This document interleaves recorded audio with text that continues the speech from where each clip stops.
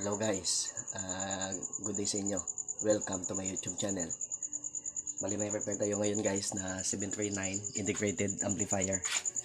So, yung sifra nito guys is dalawang C5200 na power transistors. Yan. Leak ito guys. Yan o. Papakita ko.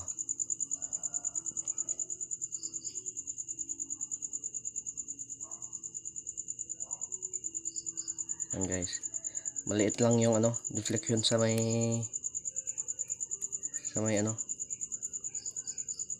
multi-star natin. Yan guys, parang hindi mo ma-appreciate kasi malayo. Yan guys oh. Yan guys oh. I-focus mo lang nga sa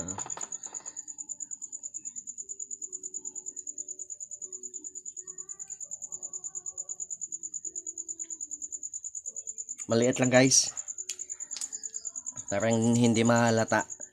Tapos pinalitan ko na, and then nag-test ako ulit nito.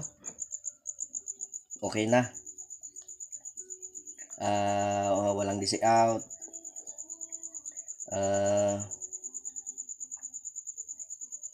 merong bias. And then kaso lang na notice ko is yung bias dito sa 2SA 1943 natin is magkaiba. Yung dalawa magkaiba yung trigger. Ito papakita ko sa bias natin.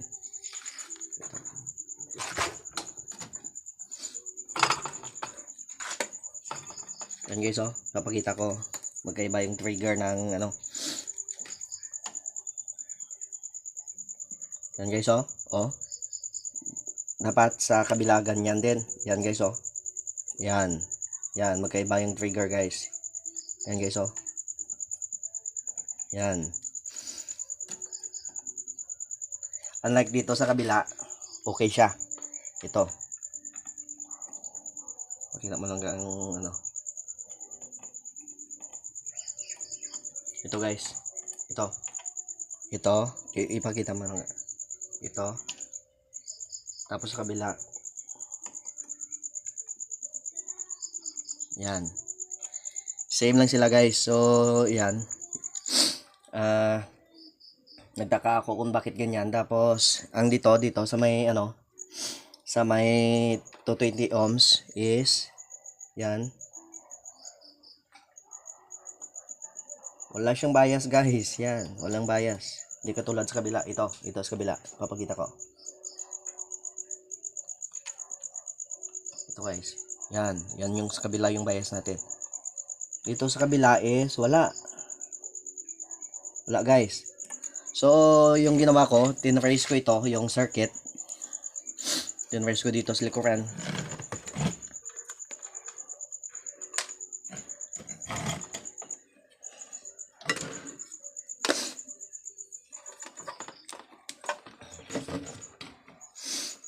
Tapos yung na-notice ko is ito guys oh. Ito sa may base stopper ng ng power transistor natin, yung sa base niya na sa 4.7 ohms na resistor is hindi sila magkatagpo guys. Dapat isang line lang sila. Yan. So hindi sila konektado. Hindi katulad dito, ito si ito si 2SA natin sa kabila. Ito guys is konektado sila. Dito sa kabila konektado. Ito guys.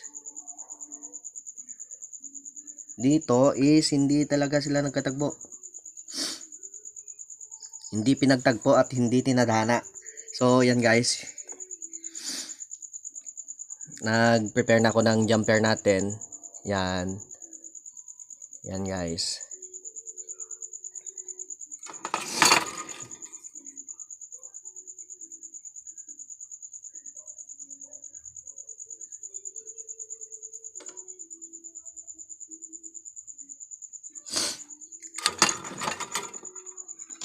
So yan.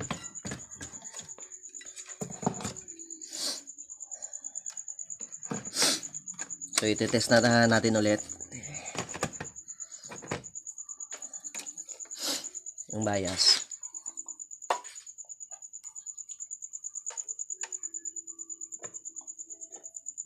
Ito guys oh. Ito guys oh. Focus mo lang ka.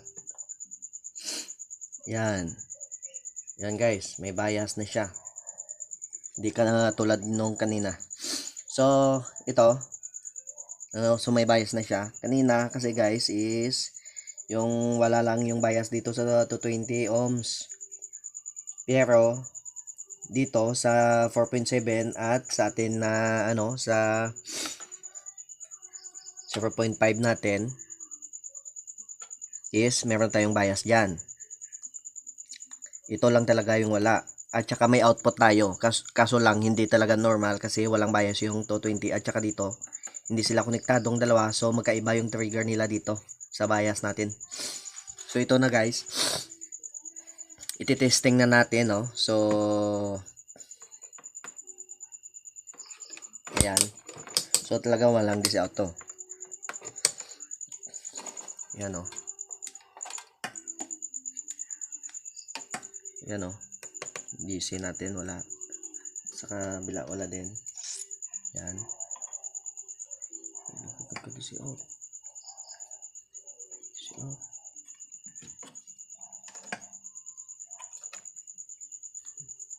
Pusa na yan.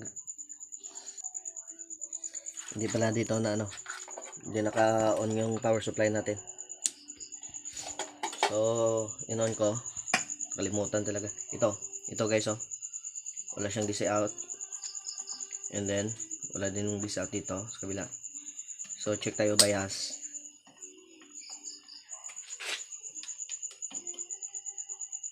Yan.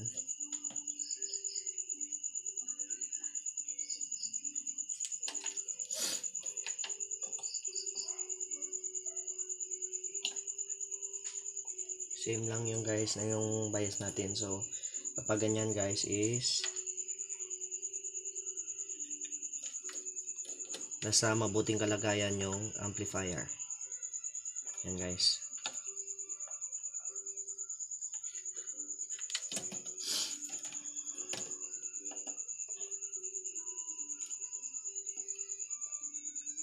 Yan guys. So, check tayo output.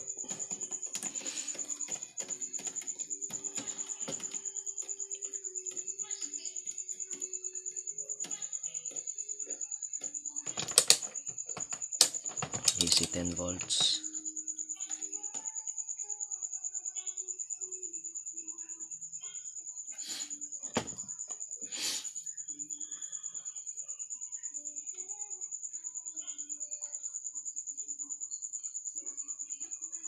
Yan guys, output na siya. Kabila.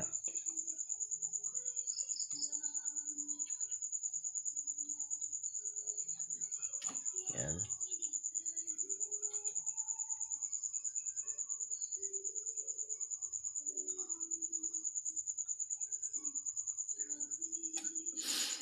So, ito guys, okay na siya. So, yung ginamit natin sa pag-test is improvised na lamang. Improvised na power supply guys upang hindi tayo mahirapan na may check natin maayos dito. At pinadaan natin siya guys sa may bulb natin yan. Para kapag may sira guys is safe pa rin siya. Walang puputok, walang sasabog.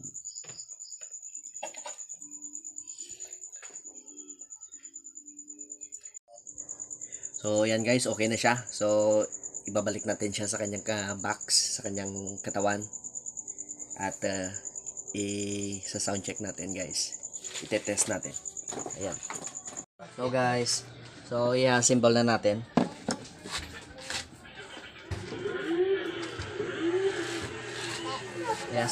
I-assemble natin guys at isa sound check.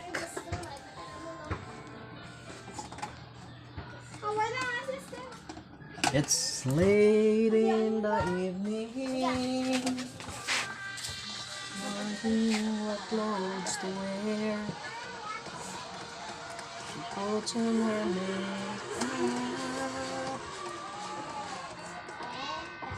And there she's her long blonde hair.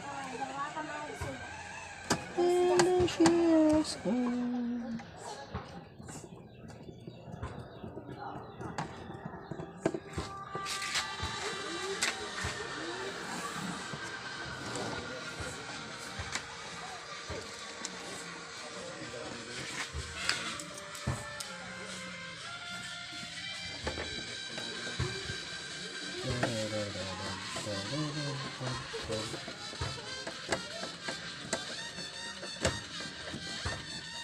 Naguyag ka ako na.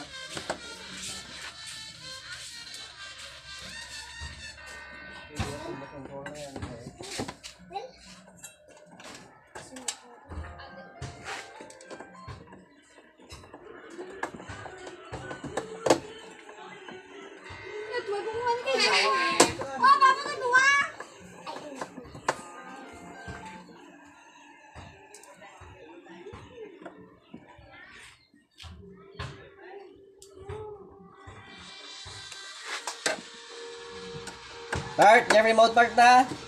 Then, ako yung gamit ko rin. Itaw to sa ano ka man? Oh. Kay Andre. Okay guys, yan. Lagay natin yung mga sakit.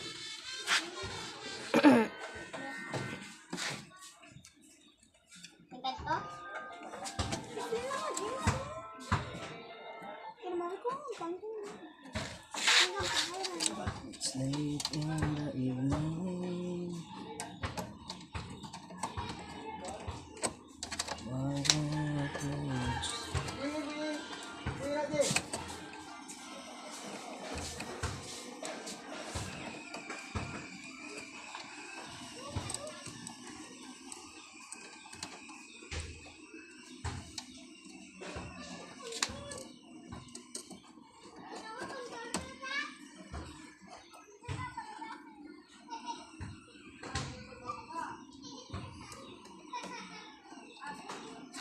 Hindi magkabag eh.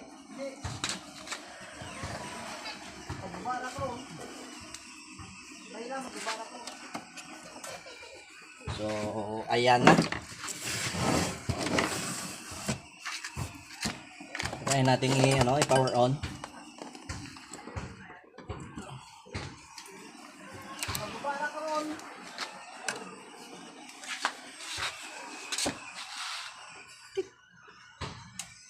Yan. Naglagatik na yung relay, yung sa protect. Sign that good na siya. Okay. Bali load natin yung natin.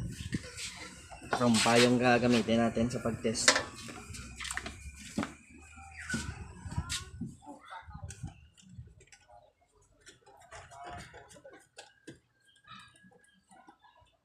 Okay, una natin i-check is left na channel. Left channel.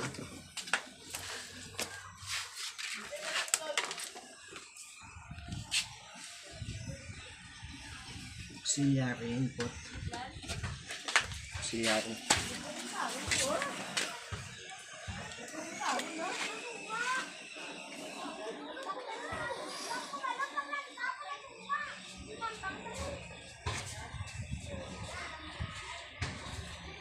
Ayan na.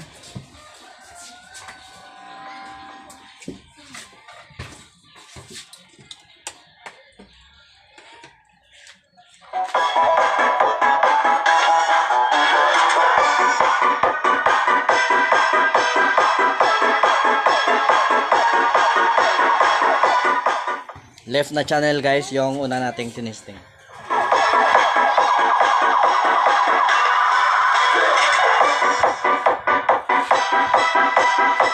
Sagad. Sagad yung ganyan.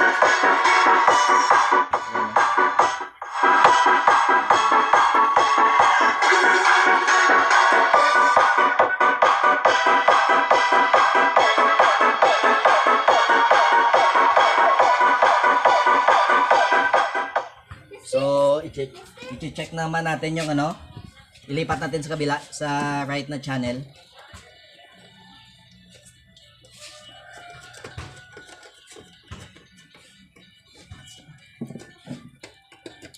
Palit natin yung input kasi ano, sira yung sa kabilang ano ng RCA.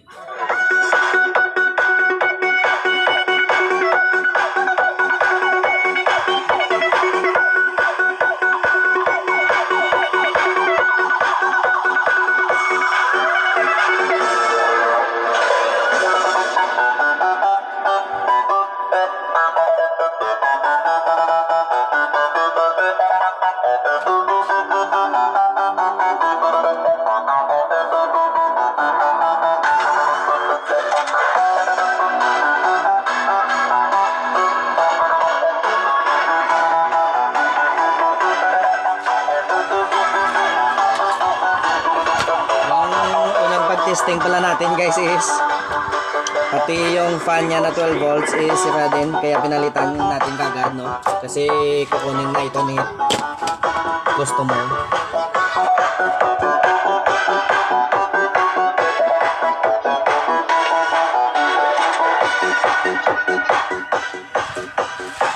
So yan guys, so dito na nagtatapos yung ating video. So kung bago ka pa lang kayo sa aking YouTube channel guys, so huwag kalimutan mag-subscribe at i-click ang notification bell para maging updated kayo sa mga panibago kong videos. Salamat!